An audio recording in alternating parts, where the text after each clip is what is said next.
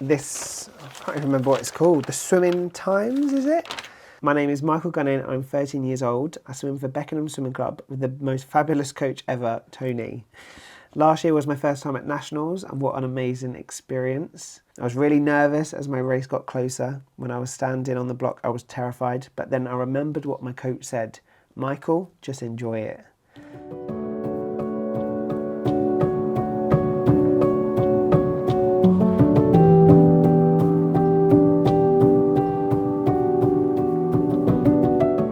Well, this is the house I grew up in. I was always very sporty and just loved being out and about and athletic, I guess.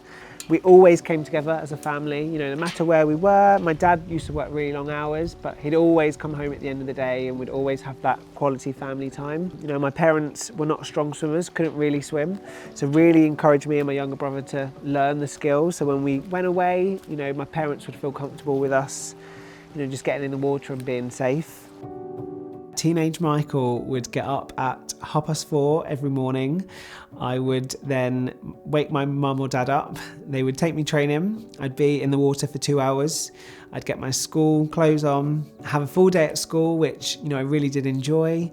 And then my parents would pick me up after school and take me straight to the swimming pool where I'd swim again for another 2 hours, maybe a little bit of gym, and then back home, dinner, and then I'd do it all again the following day. It was a big commitment, but I loved it. I wouldn't have changed a thing. The swimmer was my identity.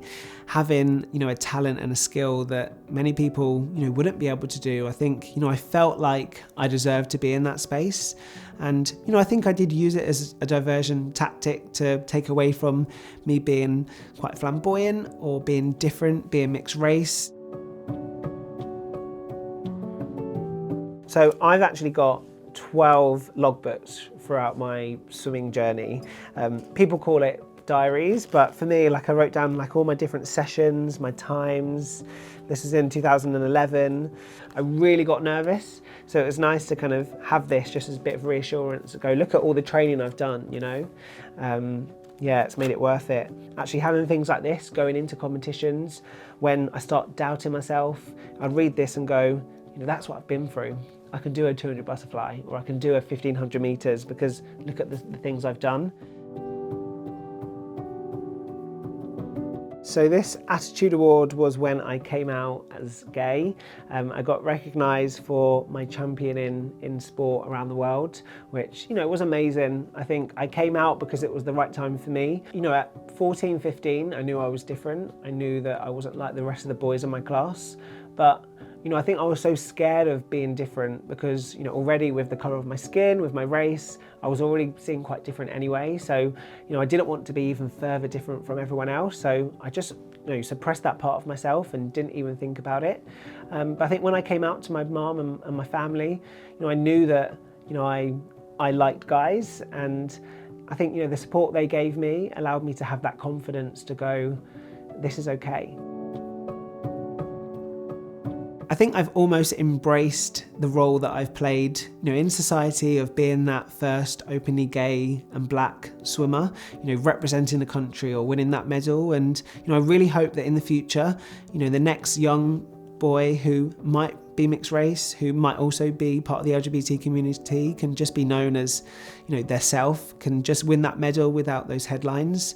You know, I think I've always struggled to read, you know, gay black swimmer and, you know, almost take away from the medal I've won or the journey I've been on. But I've kind of now accepted that, and I'm looking forward to, hopefully my story will allow the next person not to have those labels thrown at them, and yeah, just, you know, be seen for them.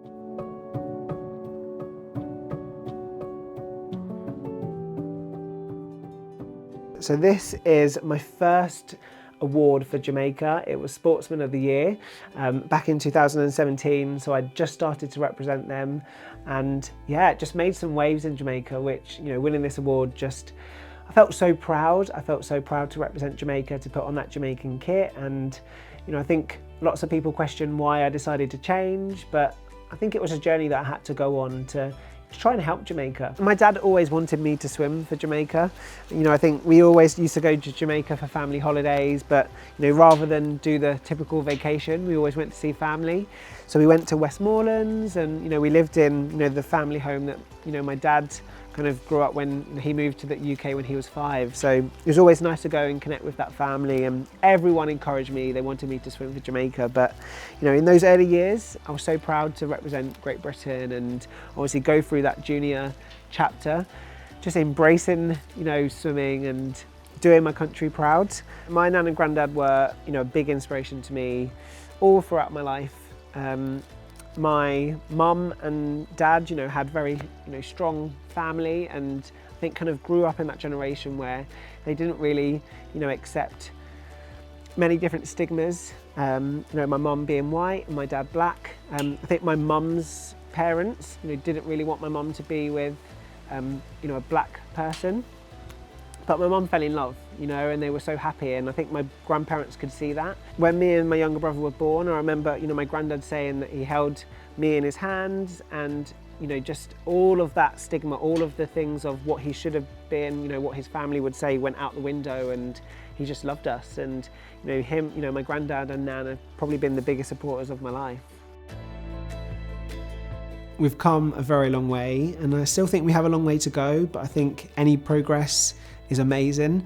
I think Black History Month is all about celebrating, the history and the amazing people that have paved the way for so many of us to live to where we are today. Every athlete questions when is the right time to stop, and to be honest, I don't think there ever is a right time. For me personally, I knew that I'd given everything to swimming, and there were so many other things outside of sport that I wanted to do and influence. I love inspiring people, so for me, I knew that I could still inspire people even if I wasn't swimming up and down in the water. I think we'll always have that question in our minds of, was it the right decision? I think no matter how successful we are outside of the water, I think that time in the water, that time being an athlete is so special, and I think my advice to everyone is enjoy it. Even though those kind of questions always bubble up in my mind, I've had such a good swimming career, and I'm excited to see what's next. I would have loved to have gone back and just have said to a younger me, embrace it, have the confidence to live every day being, the true Michael. Don't hide anything, because I think in my head there were so many questions of how would people react and what would people do, but actually I've had so much support. I've inspired so many people that now I'm trying to tell the younger generation, you're on your own journey, but know that there is that support out there for you. Whether you're, a young junior or whether you're on the world-class program, that support will always be there for you. You've just got to have the confidence and the courage to speak out about it.